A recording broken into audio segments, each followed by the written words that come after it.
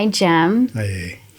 Thank you so much for joining me today. I really look forward to speaking with you about a lot of things that have transpired for you in the last year, and I'm assuming up before that year too, but really a lot has changed, I would imagine, in this last year that I'd love for you to share a little bit more about. Okay. You have a background as... I'm a neuropsychologist. Can you tell me how you got into that field? Yes and no. All of my life there's been a hand on the tiller. It's not mine. Okay. And so when I went to college, I intended to be a civil engineer. I got into civil engineering and decided it would bore the shit out of me. And so then I changed from there, of all places, to biblical languages. So my undergraduate degree is in biblical languages, which is about finding the words from a Christian point of view to negotiate your relationship with God. Pretty small, but interesting. At the end of it, I intended to, teach or be a pastor, and I'm not the kind of person to be a pastor. Why is that? Because I ask too many questions and I don't like to have specific answers. And so it was clear that I would be in trouble. And so I was going to teach. And in my heading into my senior year, I had a discussion with the history professor because I was going to need a history minor, and I decided after that discussion, ain't no way in hell I'm going to do that. And so I took a whole minor in psychology in my senior year. They loved me in the psychology department, gave me a free ride for a master's degree, and been moving in that direction. When I was out of my master's degree, my first job was at the VA. And when we were there, we worked our way through a book called The Working Brain, which was Alexander Luria's first presentation of how he developed neuropsychology. Absolutely fell in love with it and have been in love with it ever since.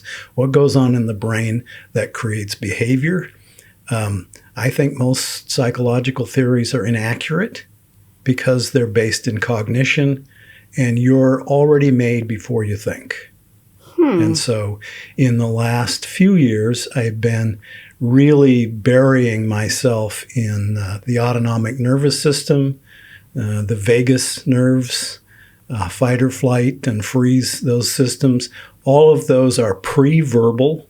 They have no cognition. Mm-hmm. And they make your decisions for you. And then you think, and you think you did it. So that's kind of where up to where I'm at. I've had interchanges with my licensing board because I don't have very good boundaries. And so if I want to love somebody, I love them. If I want to say fuck, I say fuck. And that's essentially what I got in trouble for. Okay. And the board considered me almost incorrigible there at the end. And the universe was saying, look, this is what we had to do to get you out of this. It's too small for you. Mm-hmm. And so the last year has been helping me now grow to my full height, which is... I may not look like it, but I'm infinite. And it's like... Do any of us look like it? Well, depends on how defocused your eyes are and how many colors you can see. And it's like if you look at somebody and then you just go, whoa, then you see the divine there that's all around them. And this little teeny piece of them is a physical body that acts like it's in charge of everything. Mm-hmm, mm-hmm.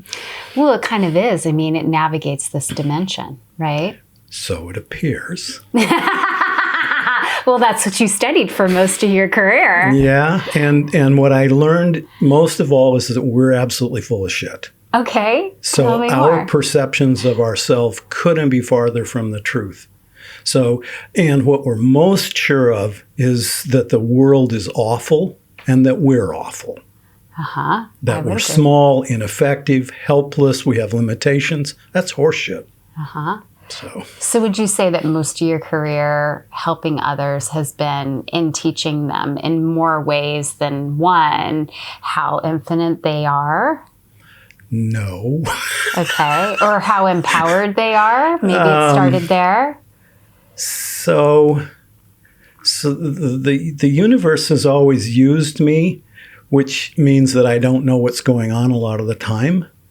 If I look back, I go, oh, well, this stuff has been coming through me for a long time, but I sure as hell didn't know it. Of course. And I really have believed in my incompetence most of my life.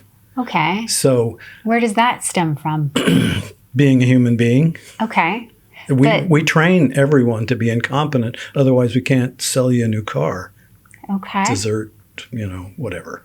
Okay. But you wouldn't say that that came from role modeling or how you were raised or? Well, if I tell you where it comes from, the system that I use to tell you is inaccurate. Okay. So cause and effect, completely an artifact. Okay. And the universe, as close as I can tell, doesn't run on cause and effect. Well, no, it doesn't. So, I mean, if we're talking about the spiritual concept, of course, I get what you're getting at. But I was talking about, previous to this, you've been, for the most part, what I would consider a psychologist. So Yep. I was mostly talking about the mind here. Yeah. So mind has its ideas about how things happen. Yes. If you give me a mind,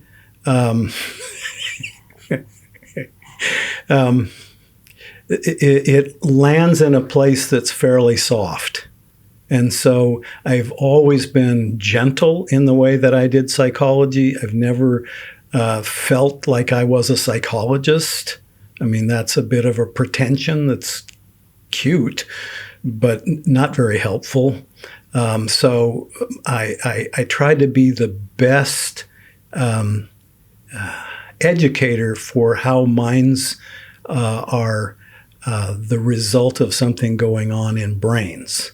So the difference between mind and brain is significant enough to be helpful for people. So if they're having a learning issue or they're having an issue adapting to life, having a bridge, which is essentially addressing mind and saying, look, if you think about it this way, it'll get you closer to reality.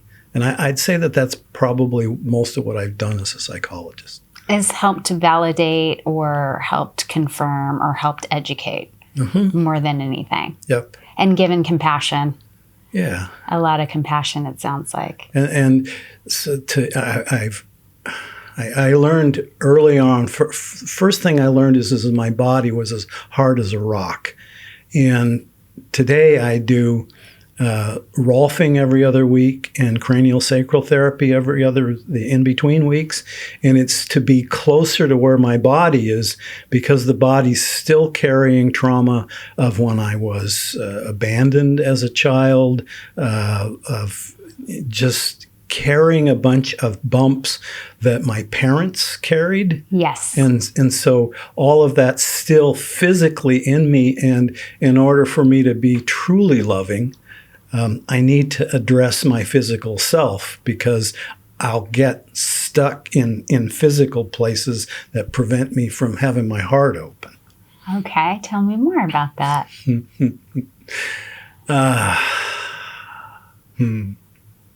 So I have really excellent care providers. I have Cindy Cummins, who's a polarity therapist and cranial sacral therapist, just flat out dedicated to her trade. And I have Joachim Cretin, who is a Rolfer. These are the best people in the city. And they really take good care of my body. And what does that do for anyone who's listening or watching? So what if, you don't know a lot about neuropsychology or you don't know enough about Rolfing? Could you tell us kind of a little bit more about what? So let's step it back a frame. Okay. So it's human beings normally go for specific information. Information is a tiny frame. Your personality is about this big in your brain. That's who you are. Yeah. And so what we're attempting to do is to widen our frame. Well, this is way bigger than that. Uh-huh. This is huge, and it has the whole landscape of your history. Yes. Everything you've ever done, everything your parents did, their parents, for generation after generation, it's here. Mm-hmm. And if it's here like that, so your heart's open, it's accessible to you. That's what cranial, sacral, and Rolfing does. That's the short version. Okay. Okay. So Rolfing is a technique. Yeah. Yeah. And I've never experienced it myself, but I'm told that it's similar to it's essentially stretching and moving your body. Yeah, like yes. Myofascial release Yes. is similar. Okay. Rolfing is a little, it's quicker because it's less patient. Okay. Yeah. And as such, you are able to encounter your pain, but the object with it is to take you to the pain, introduce you to it, and then listen.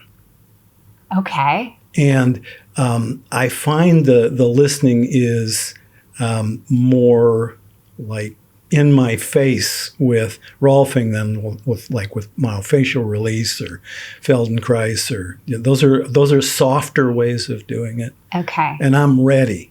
And so when you're ready, then you don't need to be quite as gentle. If you want to be more gentle, cranial sacral is about the most gentle thing ever. Yeah. Yes, I've experienced that. So what are you learning? What a question. Holy shit. You thought I was going to be easy on you? I thought you said you were ready. Well, what happens is you ask a question and then they open the file. So it's like standing under a waterfall. Uh-huh. No, I meant, what are you learning about yourself? That's it. That's Okay. what I was showing you. Okay. So let's see if we can pick a little bits and pieces out of it. So the first thing I notice is I'm going to be okay if I die. I'm 73. Uh-huh. So I'm on the last, 2 or 3 decades of my life. I'm going to be okay if I die. And there's a lot of guarding. So the neurologic system is only designed to keep you from dying. Uh-huh. It's not designed for trauma. It's not designed for global warming. It's not designed for getting your feelings hurt or your heart broken. Uh-huh. And yet it's activated with all of those things. Yes. But it's designed to keep you from dying. So if you're clear that no matter how many times you get your heart broken, it's not going to kill you, now you have a little different attitude. So I It get definitely to... feels like you maybe are going to die. Well, of course, because your mind has to tell you a story based on what the neurology is doing. But the mind doesn't know what the neurology is doing. What about the emotion? Emotion is about 70% mind. Mm-hmm. I mean, the body doesn't need any help to do an emotion. Mm-hmm. It comes on, it's a wave, it flows through the system, and it has its own rhythm, and it takes its time. And like any wave, it goes into the sand and disappears. Every one of your emotions is like that. But if you're thinking, well, that's going on, oh shit, because you can do that for years. Okay, so you're learning really great things that Yep. you're ready to hear, and you have come to a place where you are accepting that you're going to die, which is unlike the rest of most of the world, right? We're all fighting to live. Yeah, like it was a big deal. Especially during COVID.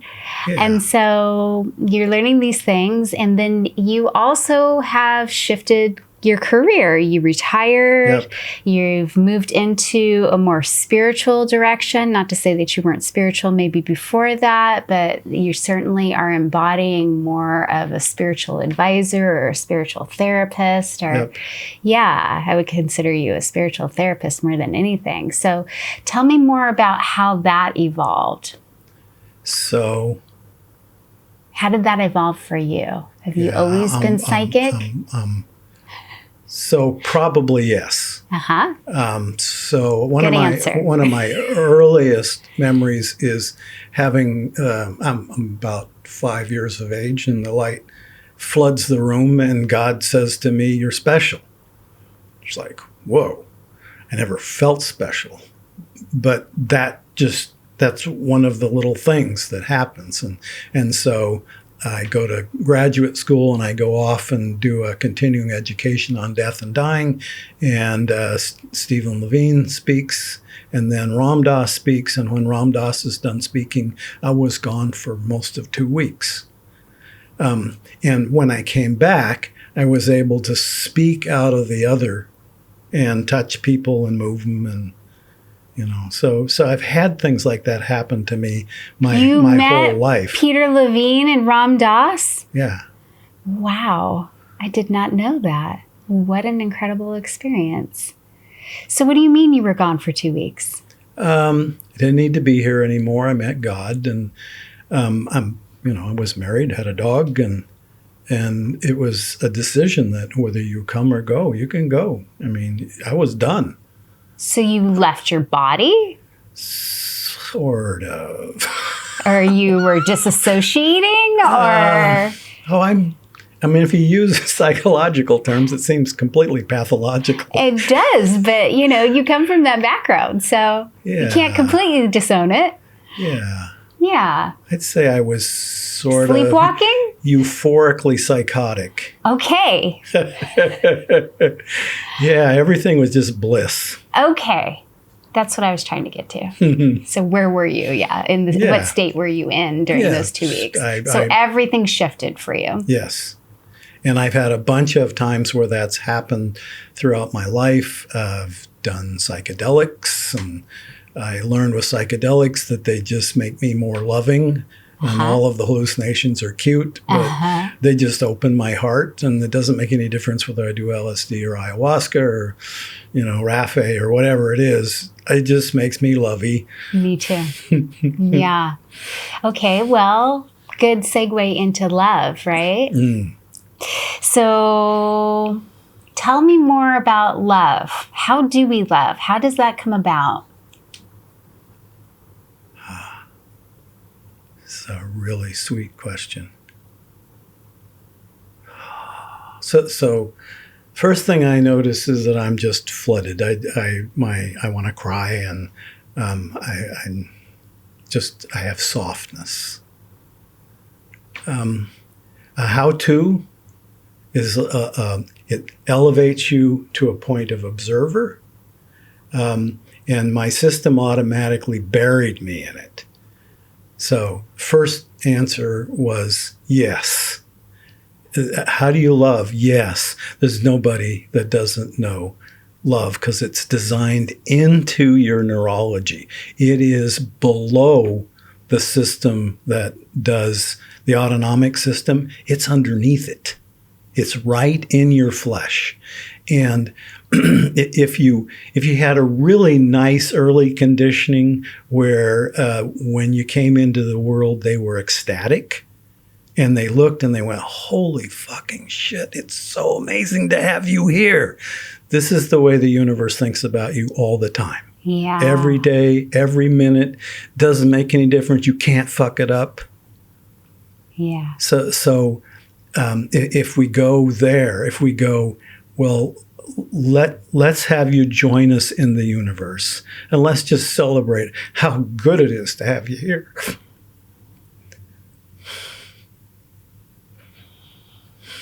And you can tell that's a loop inside of you that brings the best of you out. Mm-hmm. And you don't need to know anything more than that. It's not complicated. Mm-hmm. I mean, most of what we know is what's not love. Mm-hmm.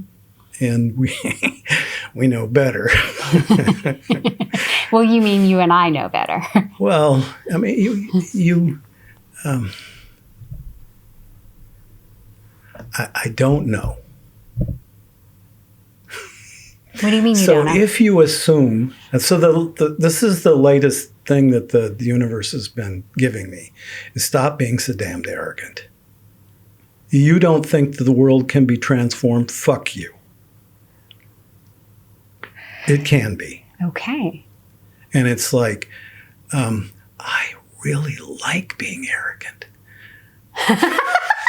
Well, your ego really likes to be arrogant. Well, I mean, there's something that's below ego that wants you to dominate everything. And that's what arrogance is about. And at a level of, you know, if you're going to fight some agency for your little space, you know, you want to dominate. You don't want to be a pussy. Okay. So that's in there. That's the physiology underneath arrogance. And then it gets all locked up in the way you think, which makes a nice mess. So the universe has been telling you the message, stop being so arrogant. The world can change. You can change. You can impact the world. Not only can it is. Oh, so I agree. It's in the process of going through the most remarkable transformation ever. And we're sitting on this little edge. If it goes this way, the human race goes extinct. I know. And we deserve that. I know. mean, we earned it. Yes, we have. And if We've been working real hard towards that direction. If it goes this way, all of our paradigms are out the window. Whatever we thought was true will be over, and what they give us in its place will take our breath away every day. So how do you know that?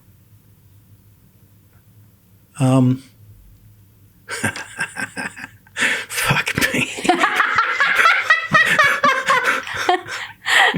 Yeah. That's...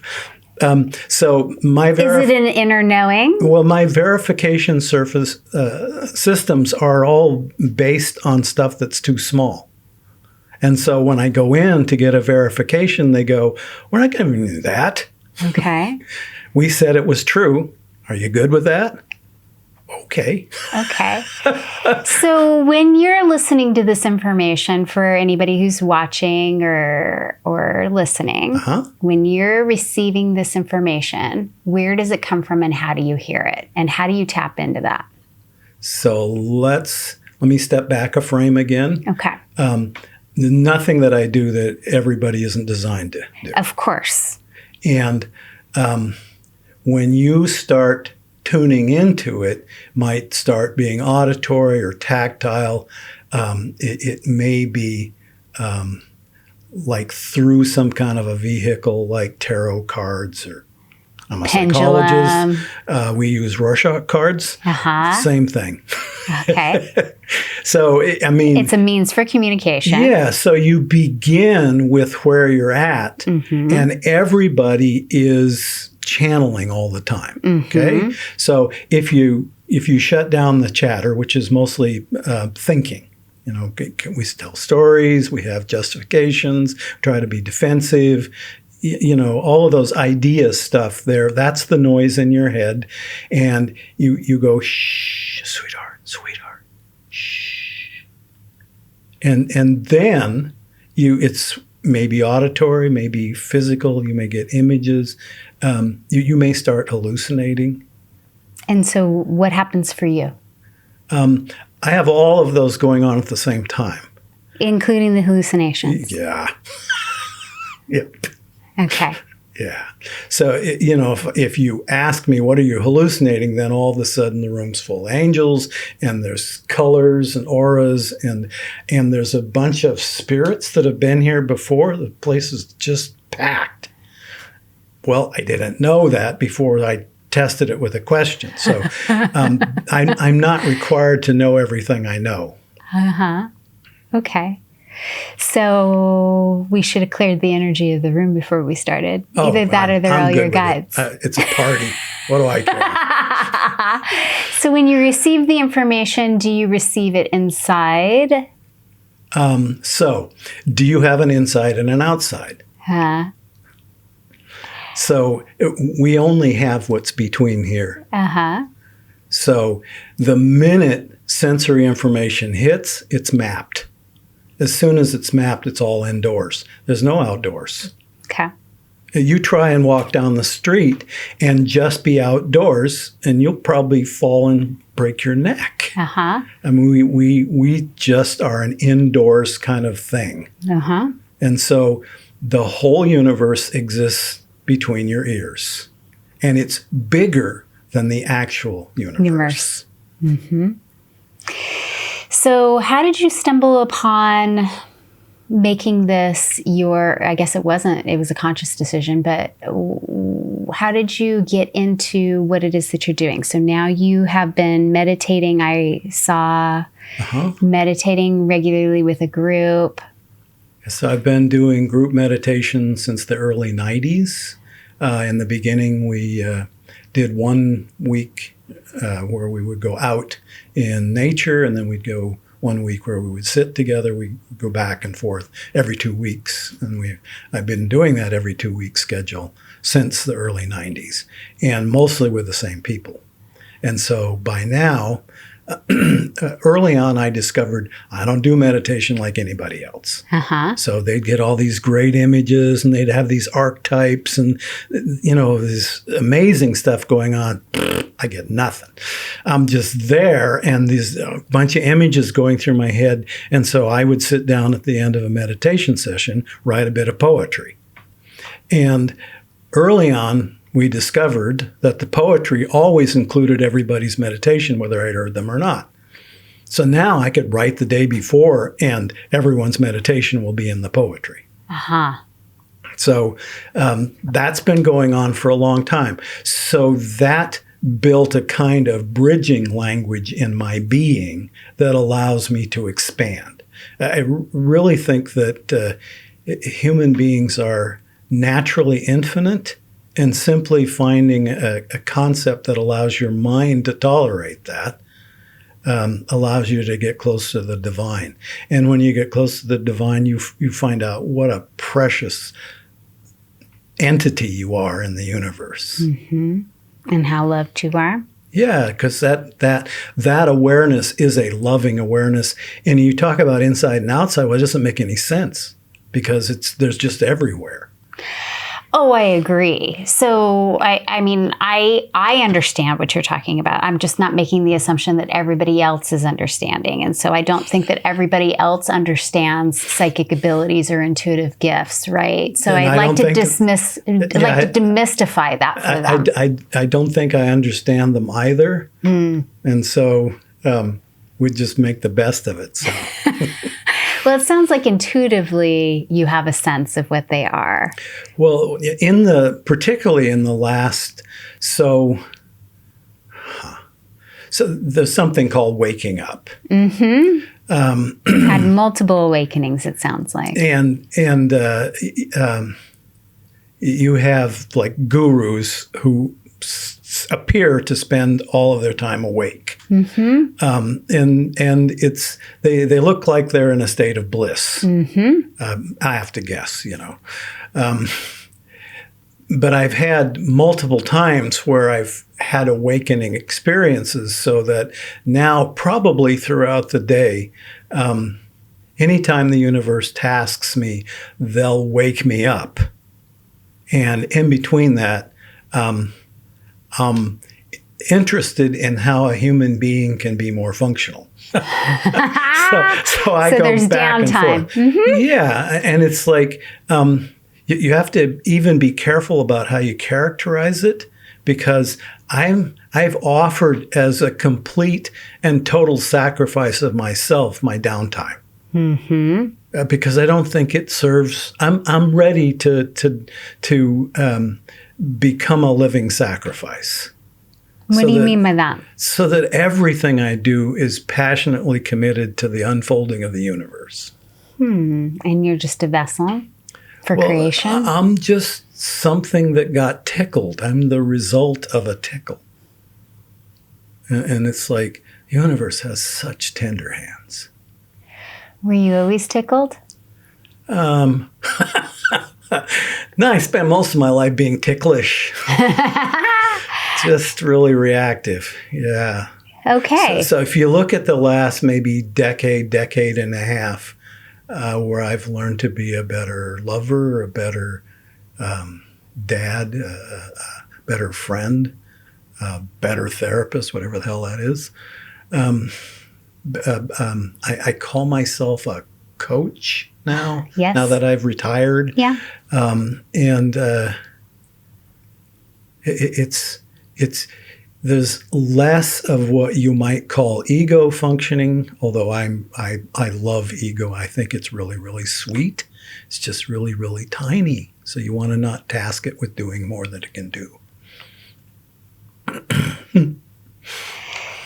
So how do you go about telling your ego or having your ego do very little or get out of your way? Well, so as you spend more time awake, sounds arrogant. You should like that. You change relationship with your thinking. So ego's favorite tool is thought. Mm-hmm. And so you learn to see holiness in all of your thinking. And it doesn't make any difference what the content of the thought is. It's driven by holiness because you're a naturally holy entity. Okay. So that sounds a little religious to me. So can you I'm nicely steeped in Christianity. I love Buddhism. I think Hinduism is the ultimate religion. And every religion at the point where it has dogma is dead. It died. So if you get to dogma in any religion, yeah, the dog ate your homework. Okay. So back to how we get, we recognize holiness in everything that we do. How do we get to that space? If you don't have time to meditate all day, or most people's practices are maybe not every other week to be out in the garden and then meditate with people from the early 90s until now. So it sounds like it's been a journey for you. It's probably to put a W in front of your H. Holiness. W in front of my age? Yeah, WHOLLY. Okay. It's about wholeness. Okay. And wholeness is about being not divided. WHOLE. We claim. I thought you meant holy, like. Yeah. We'll get there. Okay. So being more whole and complete. We think we're divided. And that's an artifact of thinking, but it's not possible. When did you stop using the air that we all use on this planet? Uh-huh. When did you stop using the water that we all use, the dirt, the mesocomial mat that locks all living things? When did you stop being part of that? It literally grows into your body. It's growing in your gut. When did you stop being part of that vital material that we call black energy that ties the whole universe together? You cannot be out of it. It's not possible. So, but you can think you are. You can think, oh, I'm too busy to meditate. Well, fuck you. It's not true. So what you're saying is we're interconnected. Yes, and so intimately so that when you're awake, you can feel people moving around in China. You can feel what's going on Andromeda. You can feel it all. This is a little representation of the whole universe. Mm-hmm. You're an everything holograph. Mm-hmm. Well, I would agree. So you have spent most of your life evolving, like we all have, into a better version of yourself. Hope so. And becoming more loving, a more loving father, a more loving husband, a more loving friend. Was there something that significantly shifted all of this for you, or would you just say it was a gradual evolution into who you want to be? So I have my favorite stories about things. My guess is if you get behind the curtain and watch it all unfold, It's part of a dynamic plan that the universe is working on. I think we were designed to have constant improvement in adaptation so that we could evolve. And every entity that's here on this planet looks like that to me. I would agree. And so at a level where I think about things, I go, well, here they gave me a teacher. Here they, when I was adopted at 9 months of age, I was taken out of a home where my mom was embarrassed by me because I was the second child that she had out of wedlock by my dad. And when I found her in the 90s after I'd had kids, she wouldn't even tell me anything about my dad. When I'm 72 years old, I'm on 23andMe and I find my dad and I get to see him. And then I was able to sort of put all of that together. I look at these things and I go, this is a touched life. Nobody has a life like this. I've had teachers that showed up. I had people who loved me that took care of me. I was adopted into a household where my mom was like the most loving human being you ever met. I've just been touched my whole life. That's a kind of a filter. I'm responsible for that, but that's the way that I wear it. Uh-huh. So would you say that there was anything that made you become better at what you do? Is there a deeper sense of knowing how to become a better lover, better friend, better? So somewhere about 20 years ago, I discovered a teacher by the name of Jerry Stocking. Jerry Stocking was a product of EST, and then he was a product of NLP, and then he was a product of hypnosis. And he taught seminars where you devastatingly take apart your personality and find out how you're standing in the way of waking up. And so I have been with him ever since. Once a week, Tuesday morning, 90-minute call. What he's working on now is what he calls dream state, which is what would happen if your personality is fully dissolved and there's nothing in the way you think or perceive things that's substantial. You're simply flow. So, and you watch him. I watch him on the call. By the beginning of the call to the end of the call, he's already evolved right in front of my eyes. He's done something that you shouldn't be able to do. So that's a huge influence. Okay. And so then they give me, there was a social worker that I worked with for 2 or 3 years, just a guy who just didn't take reality the way it came, and he developed a way of dealing with trauma called rapid resolution therapy. And so I got completely involved with that, and he invited me to bring my daughter, who's a hairdresser. And we did that. That's how I know you. Yep. And we did that together. It's like, so these are just amazing gifts. And each one of them, the farther along I've gotten, the bigger my yes has gotten. What do you mean by that? So normally if they give you something new, part of you is going, I can't do it. How do they do that? I don't see how that's done. I don't see myself doing it. And I now do something different. I still have all of that, but I go, I'm going to go as far in this as I can go, and I'm going to go with everything I can muster. And so that has expanded my yes. So I now have, so what sits in front of you here is a really big yes to the universe. So looks like something special, and it is. But we're all, and I think just being with me, your yes will get closer. You'll feel it. Mm-hmm. You'll walk out of here going, damn.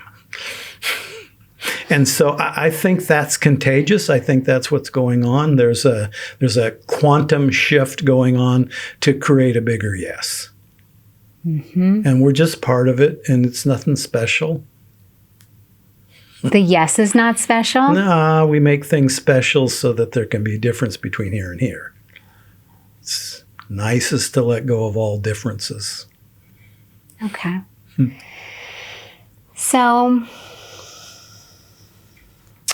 how can we better love ourselves? We're not very accurate at seeing ourselves. So, how can we become more accurate at seeing ourselves? That's a terrible question. I love your honesty. Well, so our accountant, not a nice person, has learned how to find out what's wrong with us. In other words, it's taken on an accounting system that is just bogus, it's inaccurate. So you begin with stillness, because you can't begin with a procedure. You can't begin with an algorithm, even though your head will tell you, well, there's got to be an algorithm. I mean, there's got to be steps to this. And if you did this and you did that and you had this discipline, sorry. You start with silence. And then we all have some sort of sense of connection to something. And if you have any kind of spiritual connection at all, you invite the best of it to be with you. And you have that share with you your silence. And then as the silence stays with you long enough, you then ask for clarity. Just see the world the way it is. And it is just behavior, no judgment. Once you've got a judgment applied to something, you've screwed with it. So you don't believe in judgment? Well, if you want to stop your car, you put your foot on the brakes. Then it's good judgment. That's what judgment does. Yeah. It stops you from loving. You can't love and judge at the same time. Uh-huh. So you wouldn't argue that judgment is just another form of having good discernment? Well, so we could put them on a spectrum. By the time you get to judgment, you're trying to fix something. Okay. So discernment's different for you. Yeah. So, I mean, you can tell the difference between yellow and red. That's a discernment. Mm-hmm. But it doesn't come with, this is good and that's bad. So you can tell when you take it out a little bit farther, it gets to be something that doesn't serve you very well. Okay. And yet it's a natural process. We have natural discernment. Mm-hmm. I try not to walk into doors, Right. Okay. So how can we release our stranglehold on judgment? Stop strangling it. It's very sweet. Yeah, I think. I mean, wouldn't you agree that the world is rather divided at this current moment? Well, the world is certainly good at pretending to be divided. Okay. Yes. And I like your all of the clarification. things that we do by pretense. If you're not in pretense, then you're in unity. And they both happen in your perceptions, your awareness at the same time. And it's just a matter of what caught your attention. There. Oh, there you are.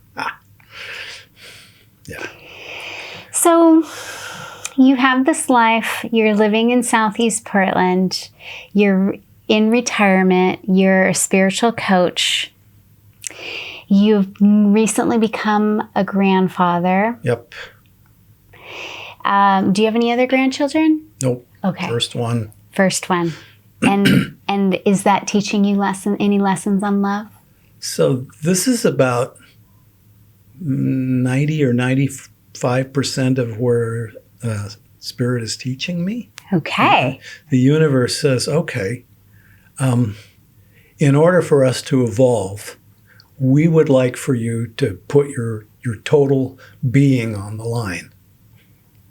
And so this human being is here to be connected through you to us, so that what she naturally got is developed before she ever thinks. So that's my job. Are you enjoying it? It's overwhelming. What's overwhelming about it? because I couldn't be adequate to the job. I just can't. So every day I have to change at least at 1/100th the level that she's changing. And it pushes the shit out of me to keep up with her. And so we think of infants, they're helpless. Well, fuck you. What nonsense. What arrogance. It's like, I never get the sense that she's helpless. And has the capacity to process things that I never learned. And so every day I keep my attention on her as much as I can. It's exhausting because I've never used my attention that way before. It's intense. It wears me out. I need a nap. She takes a nap. I take a nap. And I go, what a fucking gift. I mean, what an amazing gift. To her, it's like, she's just doing what she does. Would you agree that generation is coming in with less provocation to be hung up on so much of? I don't know. I know they gave me her. And I know that I watch my daughter be transformed by her. She's just a mature woman all of a sudden. She's a mama bear. And it's like, I've never seen her like this. I mean, she just got mature all of a sudden, and something happened in her that's psychically different, spiritually different, being a mom. And it's like, this is my kid. I didn't do that. Well, you had something to do with it. Well, yeah, I've always been a piece of a process. So you were in a different place, obviously, when you had your daughter. Yes. Than you are now. Way different. Yeah. And so can you expand more on that? Well, so I have so much more to offer my granddaughter than I offered my daughter, which doesn't seem fair to me. But I watch her watch me. And when I say to her, look, I don't care what happens to her in the world, I will always love her and be there for her. Then my daughter does this little kind of neurological thing where her system settles down and she just goes about her business. So I can give that back. Were you not able to give that to your daughter? I really loved my kids, and I with my son, my oldest, I was so angry, waking me up in the middle of the night and, having to get up. And then I went, oh shit, that's what I experienced. I'm not doing that with him. And at that point I shifted that. And from then on, I just relaxed and did whatever they needed. Held them, took care of them, loved them. And as they got a little older, then I disengaged and went about my work. I probably wouldn't do that today. Why not? Because I could have paid more attention to them and I'd have been a better person for it. And so would they. I mean, they're great kids. They're bright and funny, and they're just wonderful human beings. How old's your granddaughter now?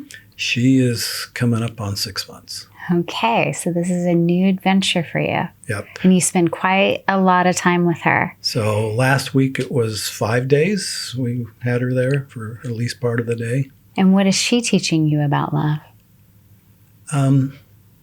That whatever it is, it's effortless. She doesn't work at it. It's just natural for her. She loves laughing and smiling just because it wraps everybody around her finger. Just fun for her. Yeah. It's fun for you too. Yep. Okay. So is there any other thing that you would like to speak to when it comes to love that maybe we're getting wrong? So I'm assuming if someone's listening to this, that they're interested. Well, let's hope so. I mean, and so if you are interested, love already has taken a hold of you.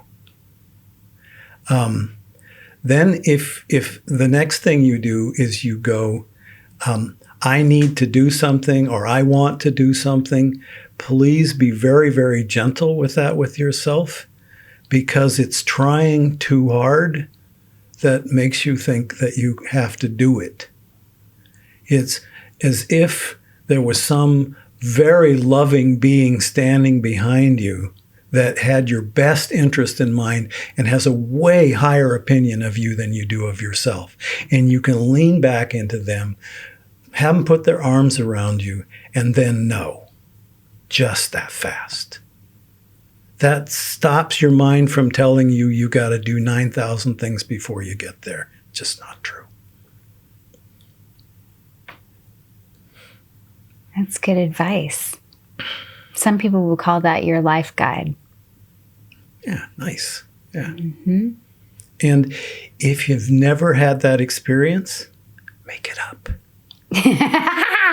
Well, some people would say that your intuitive gifts are your imagination. Could be. Well, it is. It's your pineal gland, which is your imagination.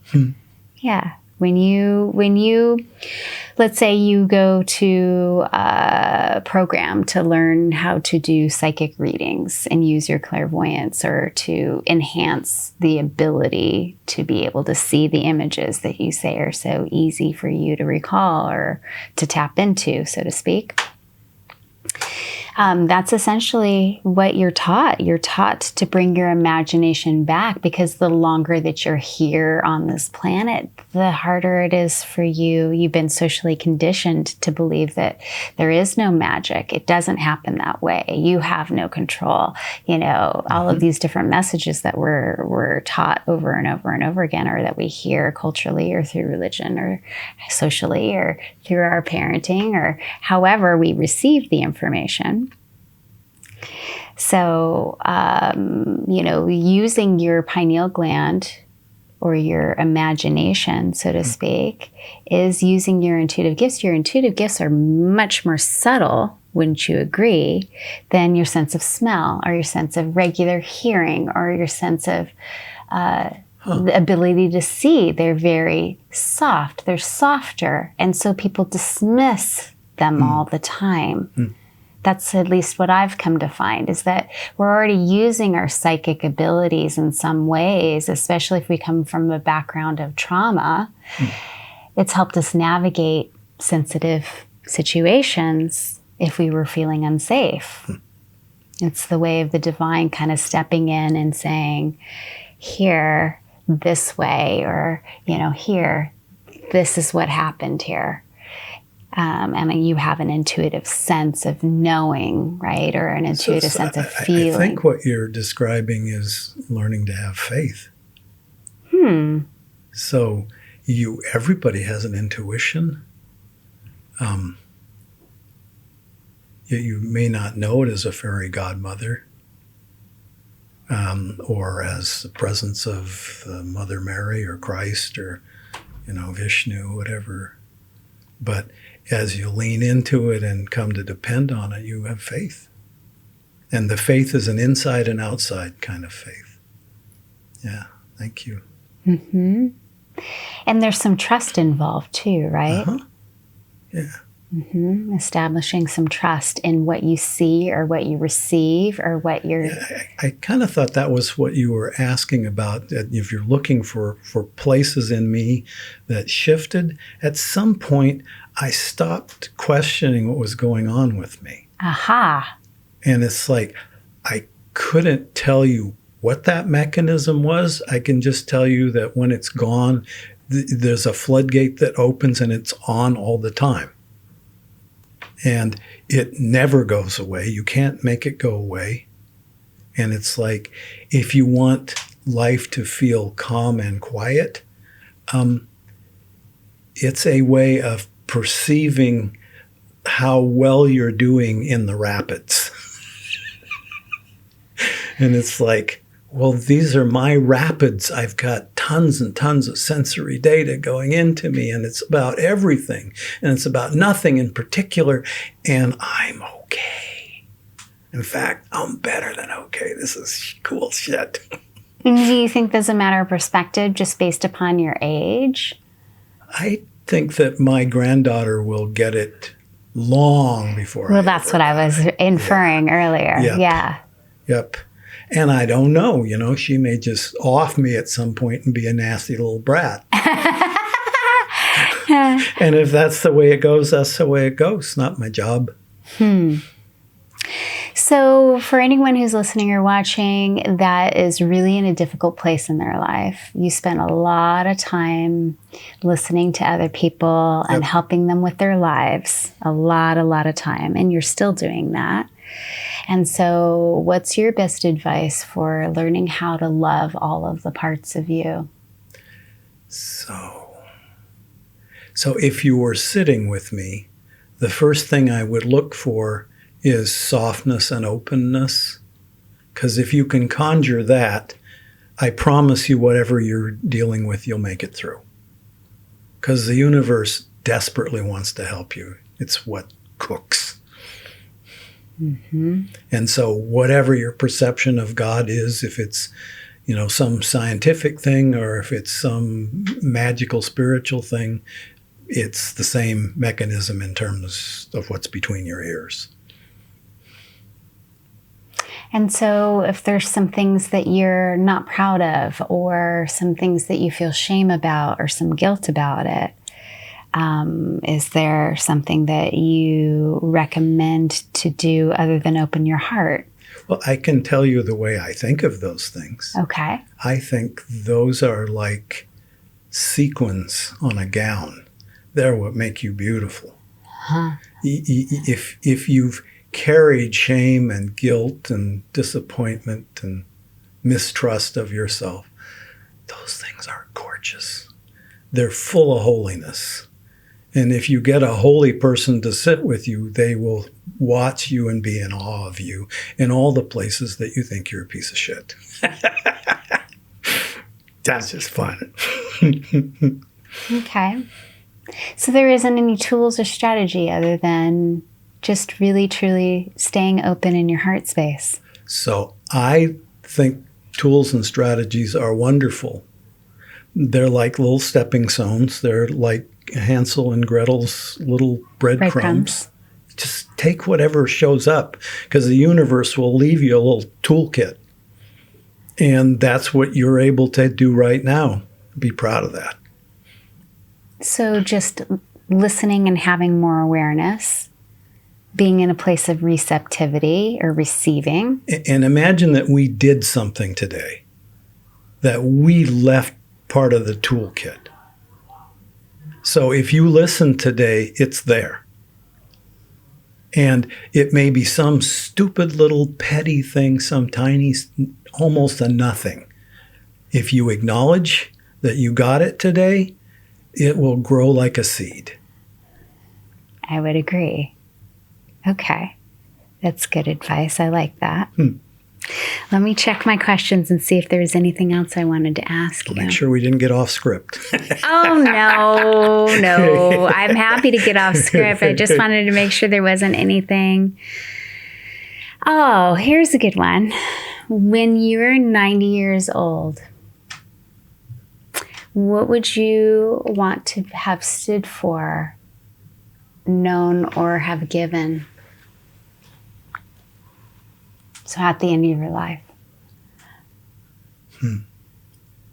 So I'm 73. Mm-hmm. So do the math here. 17 years. So my granddaughter will be 17. Yes, she will. I just want to have a relationship with her where she trusts me to have this kind of a conversation. If I can do that, then all the rest of it is gravy. So it's just all about your granddaughter at this point in your life?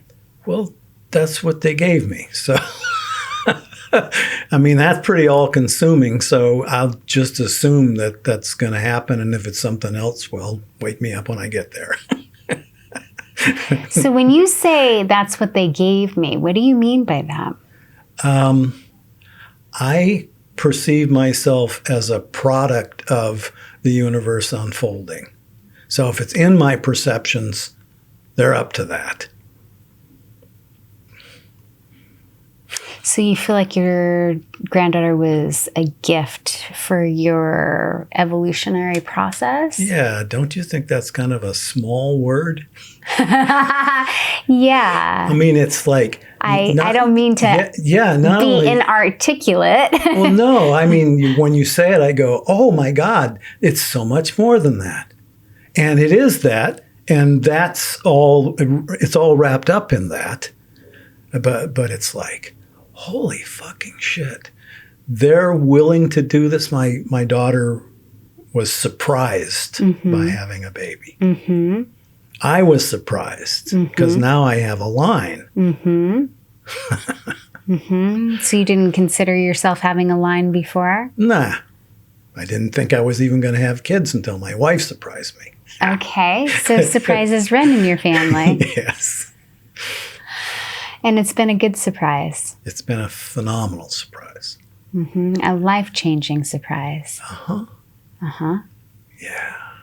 And you go, okay, so I had a condition and the universe said, you can't see how beautiful the world is unless we give you this condition. And then I go, oh, so the whole world was like that the whole time? It's like, oops. So it's brought more beauty. Yep.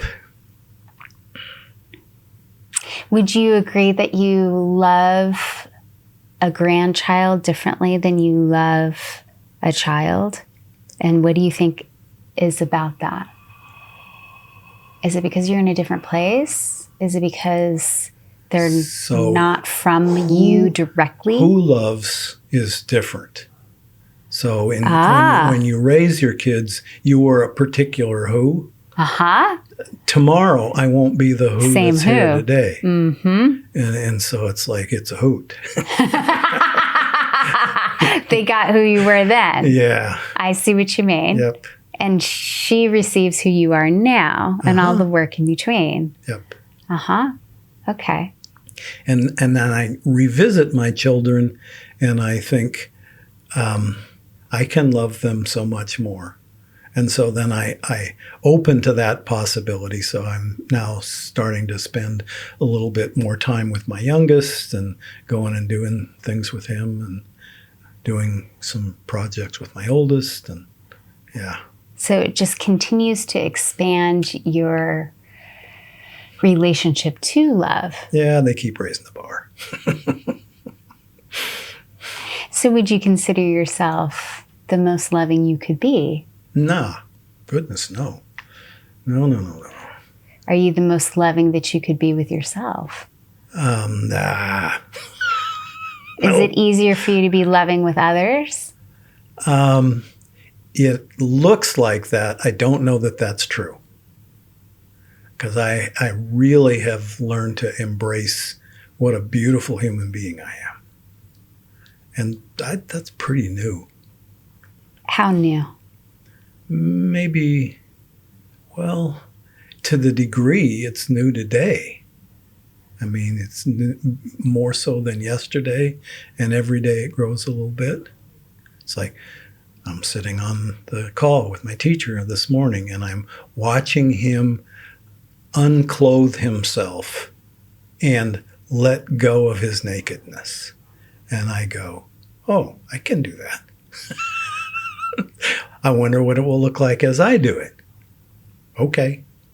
So would you agree that your ability to love has also grown just based upon the teachers too that you've experienced? Yeah. And being able to access other people's ability for more compassion or more love.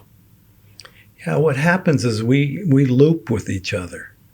We have these neat little mirror neurons, and I can feel what you feel. I can see beyond what you know. And my insides make your insides a playground. So, what do you mean by that? we have infinite gifts to give each other. And most of them are in the form of a little pat on the butt or a kiss on the face, just gentle little sweet things. But our insides are a playground. Yeah, well, think that the outside, this face, represents a bunch of work, mostly. I mean, you can see the tensions in how a face develops. It's your history. And the insides of your mind, where all your neurology isn't marked by the narrowness that's in your face. So as our insides play with each other, there's way less limitation. So I'm able to notice things in you, like some little subtle thing will shift. And it's in there. Well, your face didn't know that, but your whole being knew it. Through these mirror neutrons? Mirror neurons. Neurons. Yeah. Okay. So we're mirroring each other. Yep. And it's a mirror with a life. Okay. It's like the one that says, "How beautiful are you?" Is it similar to our energy overlapping? Much more precise, because the energy is a general flow. It comes in waves. But neurons each have a job to do. And it's as if we're whistling while we work. Okay. So different than just giving you a hug. Yeah. Yep. Oh, hugs are nice. Hugs are nice. And you could say also bring about a playground of feelings. Sure. Yeah. Cool. Well, I think that's a nice place to stop. Yep, I think we did it. Thank you so much for joining me. Wow. Thank you for sharing. I appreciate your articulation of some processes that may or may not be familiar to someone who is not as familiar or in a different place in their life.